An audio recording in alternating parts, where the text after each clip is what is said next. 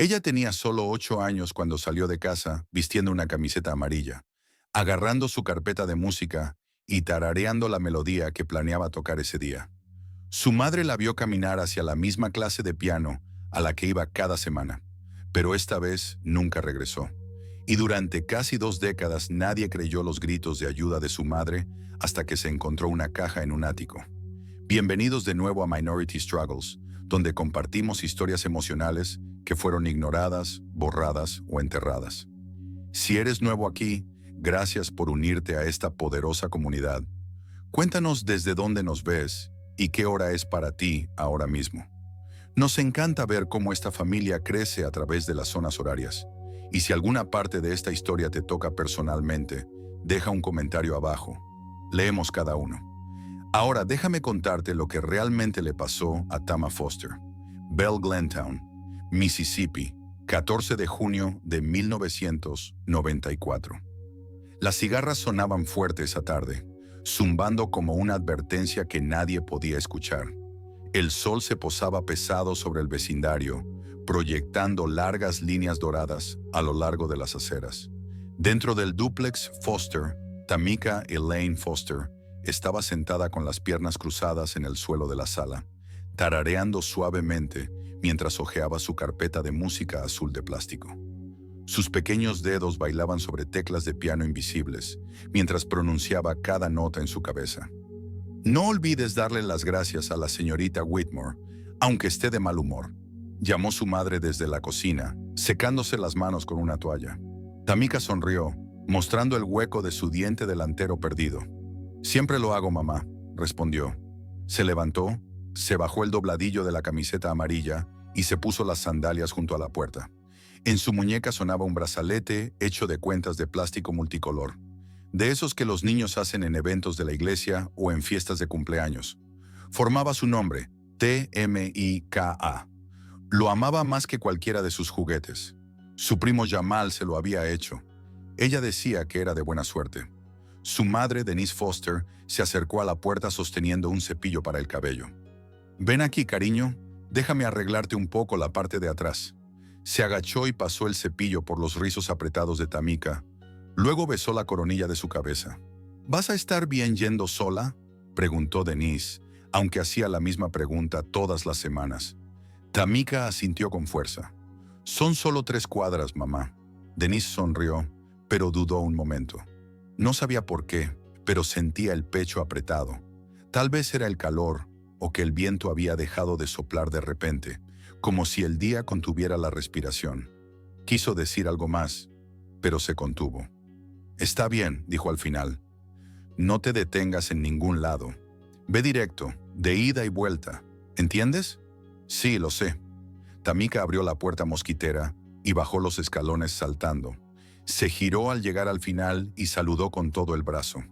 Denise le devolvió el saludo, mirando a su hija caminar hasta que dobló la esquina y desapareció detrás de una hilera de arbustos.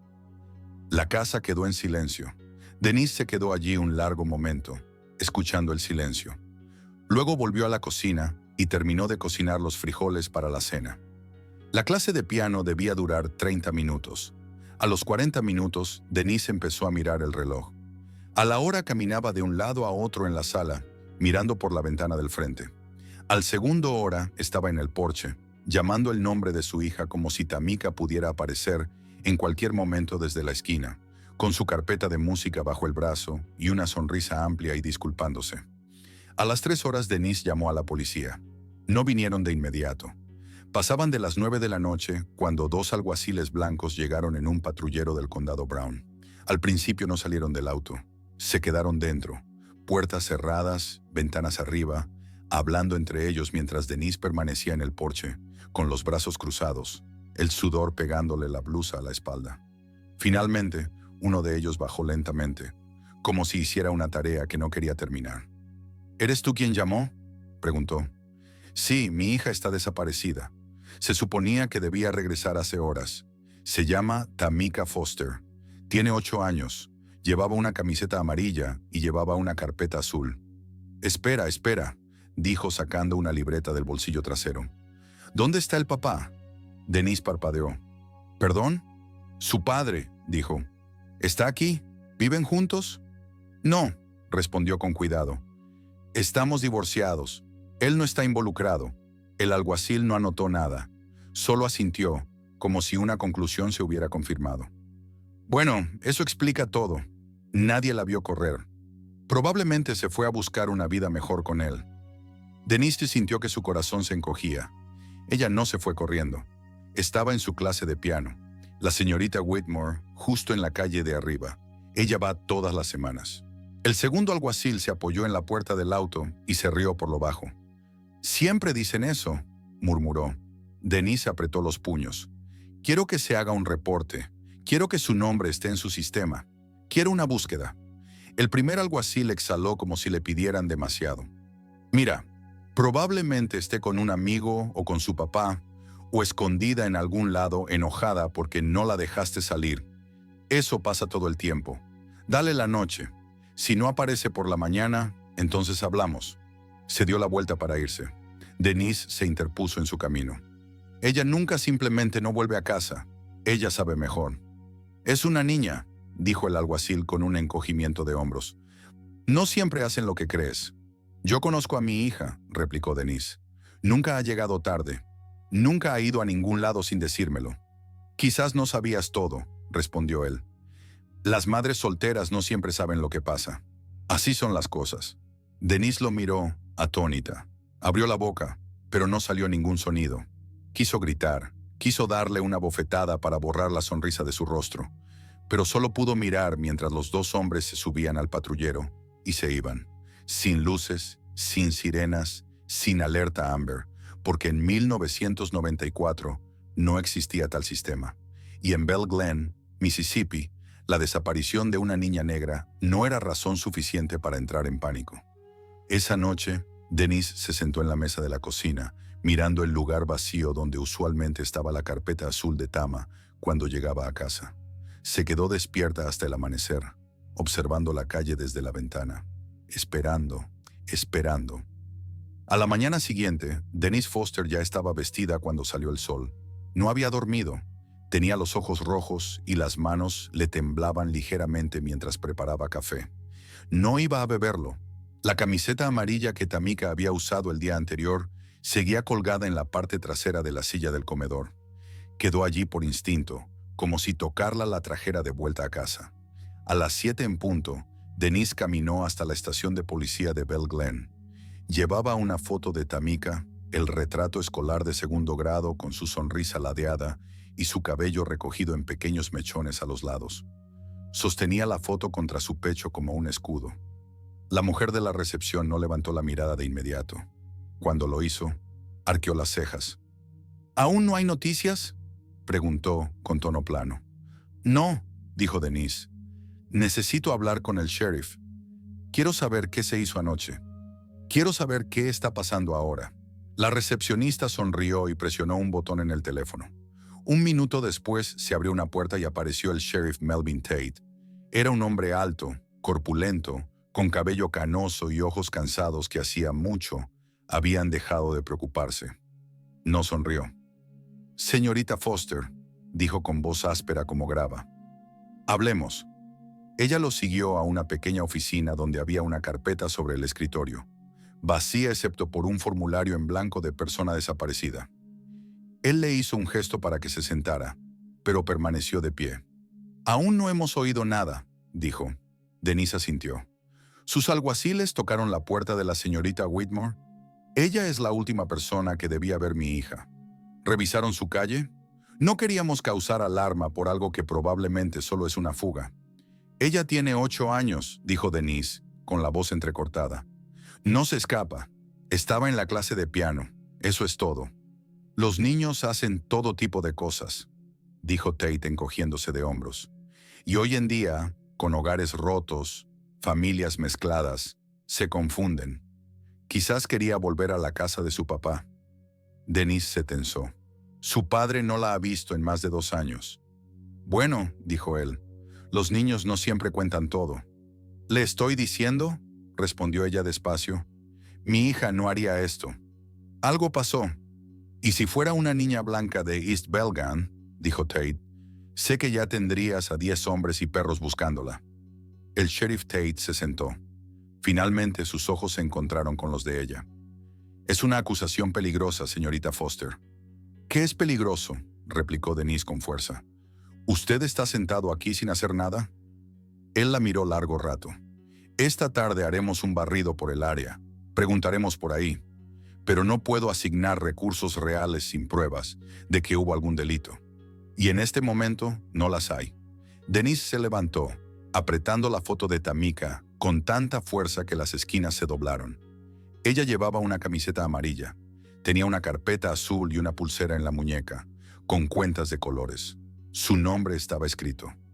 «Tama, lo escribiré», dijo el sheriff sin tomar un bolígrafo.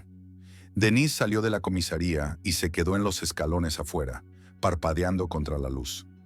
Se sentía invisible, no solo ignorada, sino descartada. Esa tarde, 2 oficiales recorrieron la cuadra donde Tamika fue vista por última vez. Tocaron 2 puertas. Cuando nadie respondió, se fueron. Nunca fueron a la casa de la señora Whitmore. Denise, sí. Caminó directo por el sendero, con las manos temblando mientras tocaba el timbre. La puerta se abrió lentamente, y allí estaba la señora Norma Jean Whitmore, con un vestido largo y abotonado. Su cabello gris formaba un casco rizado. Su rostro era tranquilo, imperturbable. «Señorita Foster», dijo. «Supongo que busca a su hija». Denise asintió. «¿Tamika llegó aquí ayer?» La señora Whitmore parpadeó. «No, esperé, pero no apareció. Salió de casa a las 3:15 y yo estaba en el piano a las 3:20. No tocó ni se oyeron pasos. Solo pensé que quizá estaba enferma o que se le había olvidado la clase». «No se me olvidó», respondió Denise. La señora Whitmore se encogió de hombros cortésmente. «Entonces no sé qué decirle. Nunca tocó a mi puerta». Denise estudió su rostro. Sus ojos eran demasiado quietos. Sus manos no se movían. «¿Puedo entrar?», preguntó Denise. «No veo qué bien haría eso», replicó la señora Whitmore. «¿Cree que la tengo aquí?» «Creo que necesito buscar», insistió Denise. «Creo que necesita irse», dijo la señora Whitmore y comenzó a cerrar la puerta. Denise no la detuvo. En casa, el teléfono sonó 2 veces con llamadas de periodistas. Uno preguntó si Tamika alguna vez se había escapado antes. Otro quería saber si había problemas en casa.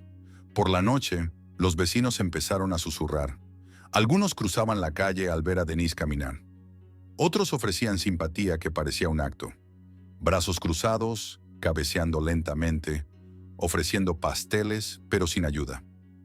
En las noticias de esa noche, no mencionaron a Tamika, solo una historia sobre un desfile del 4 de julio y una nueva ala en el Hospital Bautista.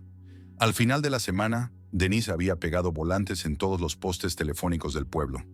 Se paró fuera de la tienda de comestibles y los repartió ella misma. El gerente de la tienda le pidió que se fuera, diciendo que molestaba a los clientes. Su primo llamó desde Jackson y dijo que tal vez Tamika se había perdido en el bosque. Eso pasa a veces. Denise condujo hasta el borde del bosque y gritó el nombre de su hija por horas. Nadie se unió a ella. Pasaron 12 días hasta que el nombre de Tamika apareció en el periódico local. Y aún así, estaba enterrado en una esquina, con unas pocas líneas y una foto pequeña. Ni siquiera tuvo un titular.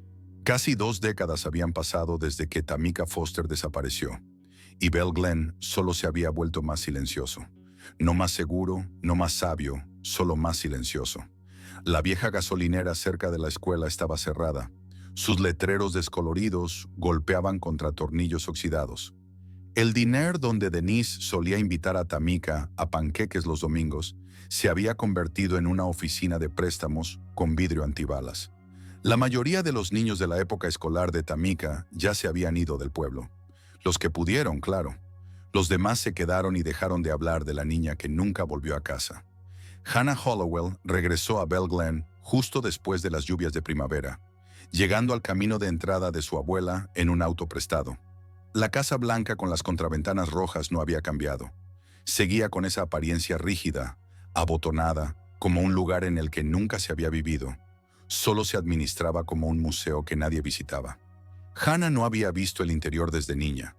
Apenas recordaba el olor, pero en el momento en que cruzó la puerta, volvió con fuerza.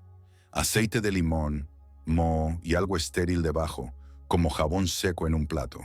Su abuela, la señora Norma Jean Whitmore, había fallecido en 2006, dejando la casa a su única nieta. Hannah nunca se había molestado en regresar. No planeaba hacerlo ahora tampoco, pero después del divorcio y perder su empleo en Baton Rouge, necesitaba el dinero. Vender la propiedad parecía la opción más sencilla. Pasó los primeros días empacando himnos, muñecas de porcelana y cortinas polvorientas. El piano seguía en el mismo lugar junto a la ventana trasera, cubierto con una tela gruesa. No lo tocó. En el piso de arriba, la habitación de invitados estaba llena de cajas. En el pasillo, un estrecho armario de lino estaba cerrado con 2 clavos doblados, atravesados en la madera. Hannah lo miró largo rato antes de ir al garaje a buscar una palanca. Los clavos no fueron difíciles de quitar. Con unos cuantos tirones cuidadosos, abrió el armario. Dentro había pilas de mantas dobladas, encajes amarillentos y una sola caja de zapatos con manchas de agua en los bordes. La sacó y se sentó con las piernas cruzadas en el pasillo.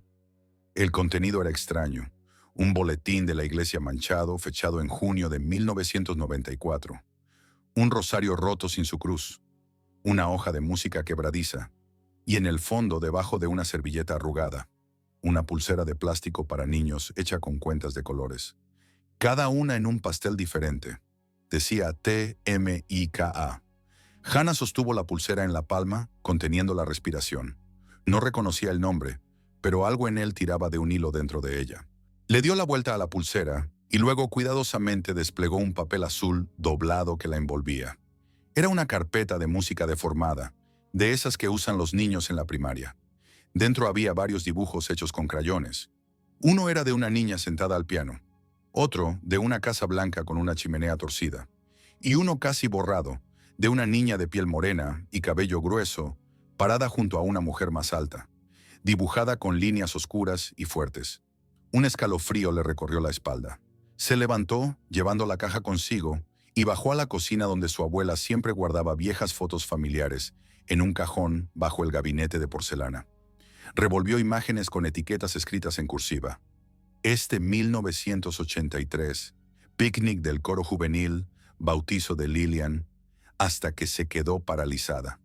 Una foto mostraba a 3 personas paradas frente a una cabaña rodeada de pinos.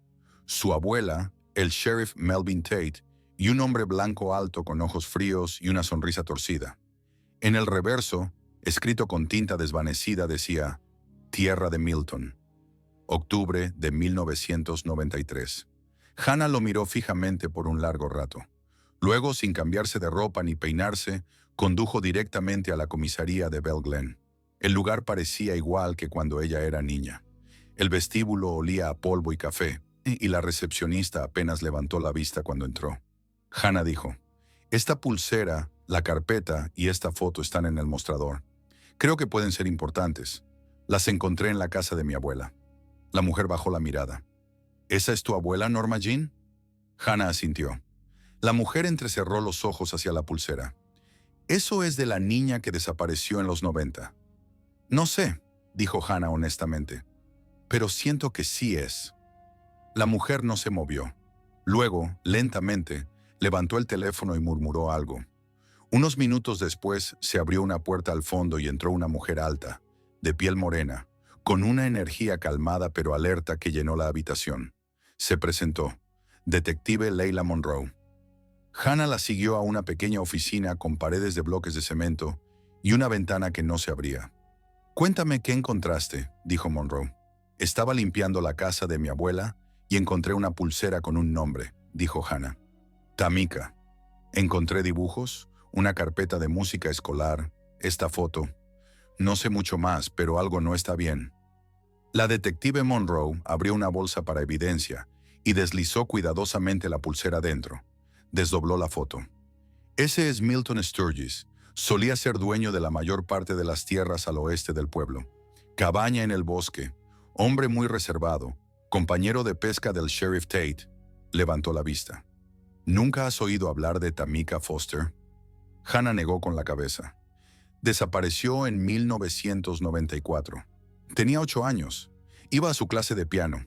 Su madre reportó su desaparición esa noche. El pueblo nunca le creyó. Monroe hizo una pausa. Dijeron que se había escapado. No existía la alerta Amber en ese entonces. Y aunque existiera, no era el tipo de niña para la que activan las sirenas. El silencio llenó la sala. Hannah miró sus manos. ¿Crees que mi abuela tuvo algo que ver? Monroe no respondió directamente. Creo que acabamos de reabrir un caso que este pueblo enterró a propósito. Y no voy a dejar que lo entierren de nuevo. Hannah salió de la comisaría conmovida. Se sentó en su coche con el motor apagado durante 10 minutos. Había venido a Bell Glen para limpiar una casa, pero ahora había desenterrado el fantasma de una niña de la que nadie había hablado en años y pruebas que nadie esperaba ver de nuevo. La detective Leila Monroe estaba de pie al borde de su escritorio, mirando la pulsera de plástico dentro de la bolsa de evidencia. Las letras estaban descoloridas, pero aún legibles. TMK, cuentas de colores pastel brillantes, del tipo que se encuentran en cajas de manualidades o aulas de segundo grado, ensartadas con una goma elástica que se había amarillento con el tiempo. Ya había visto fotos de ella antes. La madre de Tamika Foster había incluido una descripción de la pulsera en su informe original de persona desaparecida junto con la ropa. Camiseta amarilla, carpeta azul de música, sandalias negras. Pero los agentes de la época nunca registraron la pulsera como relevante. Nunca la buscaron ni preguntaron quién pudo haber visto a Tamika con ella ese día. Ahora, 19 años después, estaba en manos de Monroe. Los resultados de ADN llegaron en menos de 3 semanas. La pulsera tenía trazas de sudor dentro de las cuentas, degradadas pero viables. Coincidían con el perfil genético registrado de Denise Foster. Las cuentas habían estado una vez en la muñeca de Tamika. Monroe llamó a Denise personalmente. Esperó hasta que el sol comenzaba a caer y las sombras se alargaban por las aceras vacías de Bell Glen. No quería dar esa noticia a plena luz del día. Se sentía incorrecto. Denise Foster contestó el teléfono con voz suave y apagada. Ahora vivía en Jackson en un pequeño apartamento sobre una lavandería. No preguntó cómo la detective había conseguido su número. No dijo hola, solo dijo, ¿es sobre mi hija? Monroe confirmó que sí. Encontramos una pulsera, la que describiste. Dio positivo para ADN de Tamika. Denise no habló por varios segundos. Luego soltó algo entre un suspiro y un sonido de dolor atrapado en la garganta. Nunca se la quitó, susurró. Dijo que era su suerte. Su primera la hizo. Monroe esperó. La llevaba cuando se fue. Denise continuó. Te lo dije. Se lo dije a todos. Tenía razón. Monroe dijo. Y ahora estamos reabriendo la investigación oficialmente. Denise no pidió detalles. No preguntó qué había cambiado ni qué pistas nuevas tenían. Solo dijo, voy a ir. Estaré mañana. A la mañana siguiente, Monroe la recibió en persona. Denise lucía más vieja de lo que debería. Su cabello se había vuelto gris en las puntas y su postura había cedido, como si estuviera acostumbrada a cargar un peso que nadie más podía ver. Vestía una camisa negra sencilla, pantalones y zapatillas. En la sala de reuniones, Monroe colocó los objetos sobre la mesa. La pulsera, la carpeta de música, la foto de la cabaña. Denise no se sentó. Se quedó de pie, mirando fijamente. Le dije que ella no se había escapado, dijo en voz baja. Se rieron en mi cara. Ni siquiera presentaron un caso completo, dijo Monroe. Hay casi nada en el archivo. No hubo entrevistas de seguimiento, ni búsquedas. No fueron a la casa de la señora Whitmore. No interrogaron a los vecinos. En el informe nunca se mencionó la cabaña, el lugar de Milton Sturgis. Denise apoyó la palma sobre la mesa cerca de la carpeta de música. No la tocó, solo la miró como si fuera un hueso. Esa es de ella, dijo. Solía dibujar cuando se aburría. Nunca dejó esa carpeta. Solía bromear sobre que la cargaba como si fuera un bolso. Monroe asintió. Te creo y creo que algo fue encubierto. Más tarde ese día, Monroe contactó a Jamal Carter, primo de Tamika. Era investigador legal en Memphis y trabajaba con una organización sin fines de lucro dedicada a casos fríos y apelaciones de exoneración. Le dejó un mensaje explicando el hallazgo y su intención de reabrir el caso. Él devolvió la llamada en menos de una hora.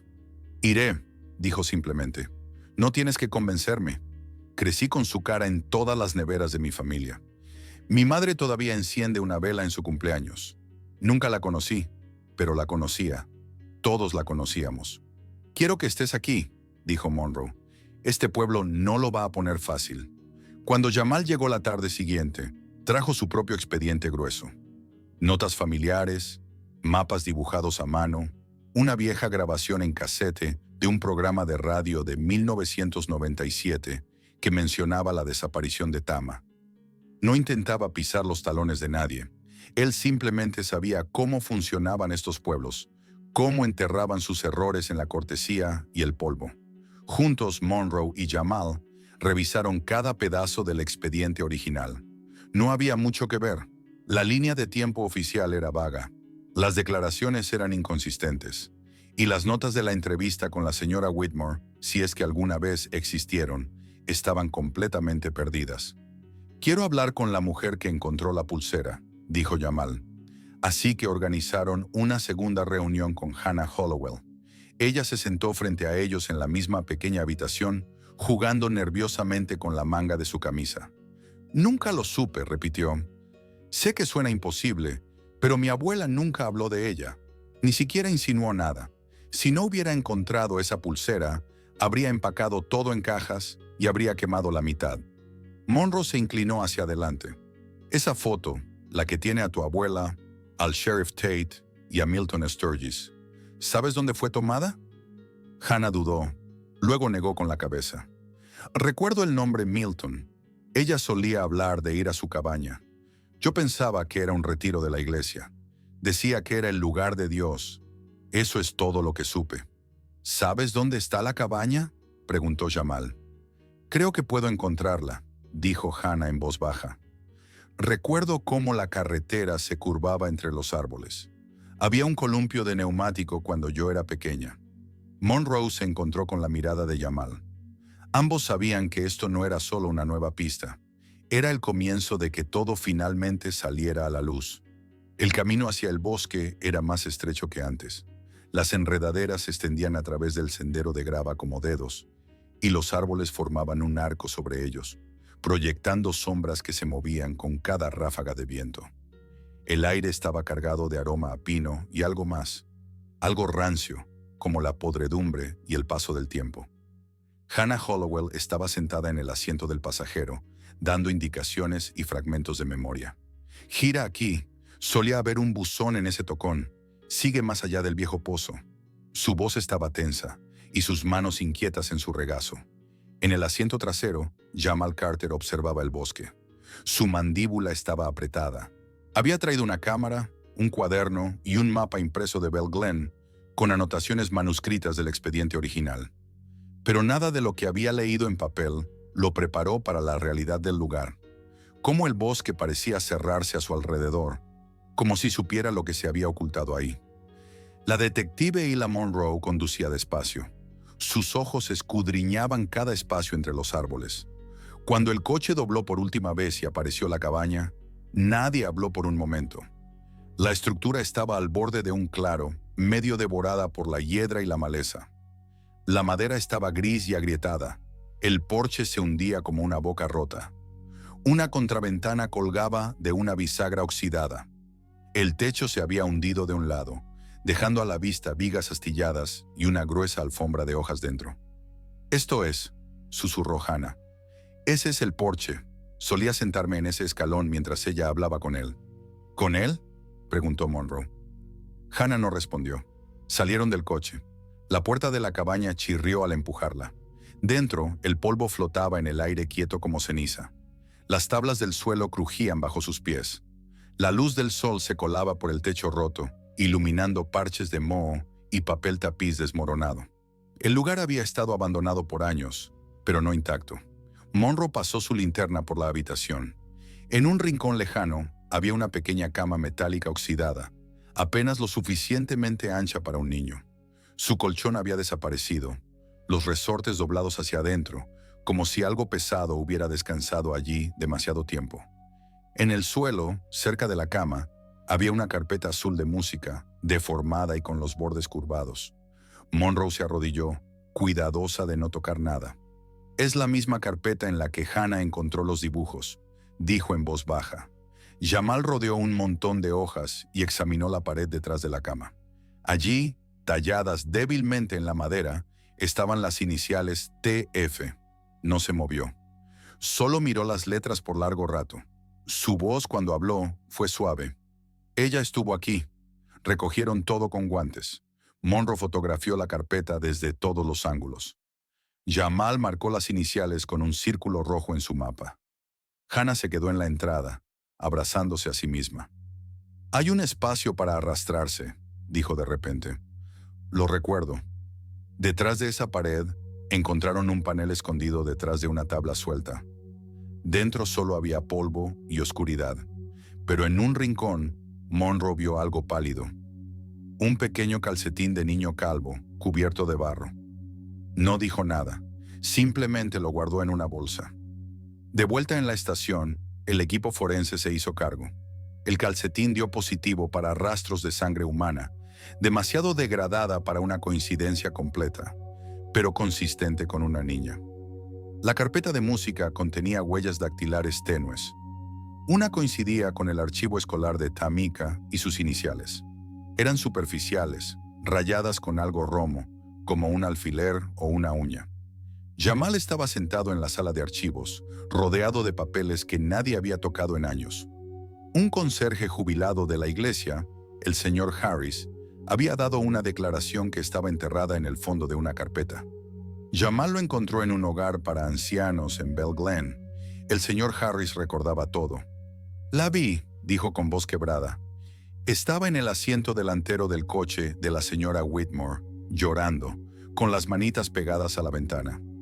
Se limpió los ojos. «Se lo dije al sheriff esa misma semana. Se lo dije claramente. Me dijo que dejara de remover cosas. Monroe documentó todo. Ya tenía suficiente para un informe completo. Pero no se trataba solo de evidencias. Se trataba de la verdad. Y quedaba una persona más a quien enfrentar». Milton Sturgis, ahora de 78 años, estaba en un hogar de cuidados cerca de Jackson, con la memoria todavía aguda, pero el cuerpo frágil. Monroe y Jamal lo encontraron en una sala con luz solar donde ningún otro residente acudía. Él los miró a través de unas gafas de marco de alambre, con una expresión impenetrable. «¿Saben por qué estamos aquí?», dijo Monroe. No respondió. Ella le mostró la fotografía, la que lo mostraba a él, al sheriff Tate y a Norma Jean Whitmore, parados frente a la cabaña. Fue tomada unos meses antes de la desaparición de Tamika Foster, todavía sin respuesta. Entonces Jamal dio un paso adelante, no dijo una palabra. Simplemente desplegó un dibujo hecho con crayones encontrado en la carpeta de música. Mostraba una pequeña cabaña marrón, una ventana cuadrada, y dentro de esa ventana, dibujado con manos temblorosas, el rostro de un hombre, con gafas pálidas y barba. Jamal puso la imagen sobre el regazo de Milton. «Ella te dibujó», dijo. Milton miró el dibujo. Sus manos temblaron ligeramente. «No la toqué», dijo finalmente. «Ese no fue mi pecado». «Pero tú lo sabías», dijo Monroe. No lo negó. «Solo era una niña», susurró Jamal. Milton miró por la ventana, hacia los árboles. «Les dije que terminaría mal», murmuró. «Pero nadie escucha a un viejo». Sin confesión ni disculpa, pero suficiente. Más tarde esa noche, Monroe escribió las palabras finales en su informe. Tamika Elaine Foster fue vista por última vez caminando hacia su lección de piano. Fue encontrada 19 años después, pieza por pieza, en los lugares donde nadie se molestó en buscar. La verdad siempre estuvo ahí, solo enterrada bajo el silencio. Bell Glen no hacía conferencias de prensa. No era ese tipo de pueblo. Las noticias llegaban en susurros que se pasaban por los porches traseros y los bancos de la iglesia. Así que cuando la verdad sobre la desaparición de Tamika Foster finalmente salió a la luz, no hubo cámaras ni titulares urgentes. Solo tensión en el aire, como una tormenta a punto de estallar, pero que nunca caía del todo. La detective Leila Monroe escribió el informe final ella misma. Quedaría sellado por ahora, al menos hasta que el fiscal del condado decidiera si presentaba cargos o no. La evidencia era contundente, pero delicada.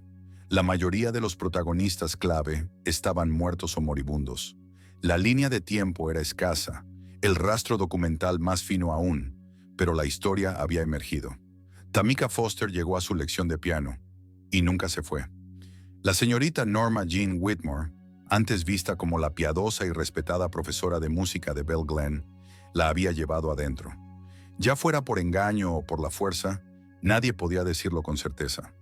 Pero lo que siguió, según la antigua entrada del diario de Hymnbook y el patrón de objetos ocultos, estaba claro.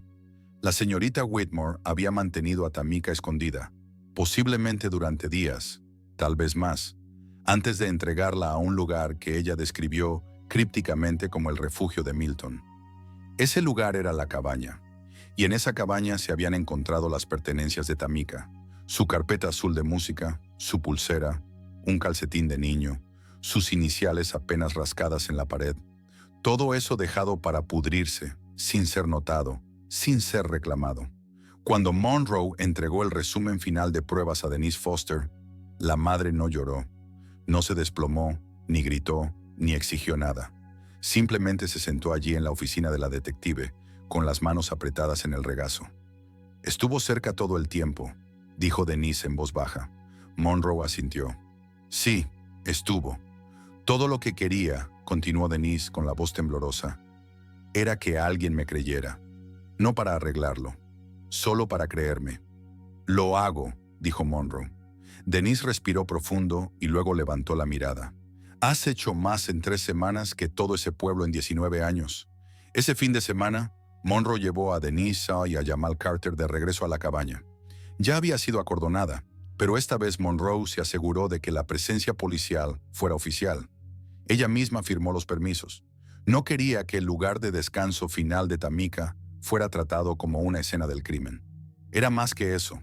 Era una tumba y también un comienzo. Permanecieron en silencio en el umbral. Denise fue la primera en entrar. Sus zapatos crujían sobre hojas y madera rota, pero no bajó la vista. Caminó directo hasta la pared trasera, donde estaban talladas las iniciales TF. Pasó los dedos suavemente por ellas. Aquí estuvo, susurró. Aquí fue donde mi bebé llamó. Se sentó en el suelo y apoyó la mano en el borde del marco de la cama. Nunca hizo un sonido lo suficientemente fuerte para llegar a mí, dijo. O tal vez sí. Quizás simplemente no supe cómo escucharlo.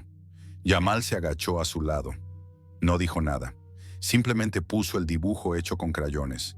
El dibujo de Tamika de la cabaña sobre el suelo donde probablemente lo había hecho. La ventana cuadrada, el rostro, la verdad que había dejado atrás. Más tarde esa noche, Denise volvió a su habitación de motel y se sentó con la pulsera en las manos. Las cuentas estaban rígidas, frágiles, pero ella recordaba cuando eran brillantes, cuando Tamika las giraba en su muñeca y tarareaba mientras esperaba a que las teclas del piano se calentaran bajo sus dedos. No la guardó, la usó para dormir. 2 semanas después, el Bell Glen Courier publicó una pequeña noticia en la parte inferior de la página 7. No mencionaba nombres ni culpaba a nadie. Llamaba al hallazgo una resolución largamente retrasada en el caso de una niña desaparecida en 1994. Pero todos en el pueblo sabían exactamente de quién se trataba. Algunas familias ofrecieron disculpas, en voz baja, susurrando en los pasillos de la iglesia o escribiendo cartas anónimas, pero la mayoría guardó silencio. La vergüenza era demasiado grande, demasiado vieja, demasiado pesada para levantarla. Solo Hannah Hollowell habló públicamente. Escribió una carta para el periódico del condado. No sabía en qué estaba involucrada mi abuela, pero lo llevé en mi nombre, en mi sangre, en mi silencio. Nunca dejaré de intentar hacer lo correcto. Incluyó una donación para un fondo de becas que se había creado en nombre de Tamika para jóvenes negras de pueblos rurales que quisieran estudiar música, arte o derecho. Que ellas sean más que historias enterradas, decía la misión del fondo. Que se les escuche. En lo que habría sido el 28º cumpleaños de Tamika, Denise se paró sola al borde del bosque. No llevó flores, no habló con los árboles. Simplemente dejó una cosa en el escalón agrietado del porche de la cabaña. Una copia de la partitura favorita de Tamika, manuscrita y arrugada en las esquinas. La puso allí con cuidado, como devolviendo algo a su lugar, y luego se alejó, no porque hubiera terminado de llorar, sino porque finalmente había terminado de guardar silencio.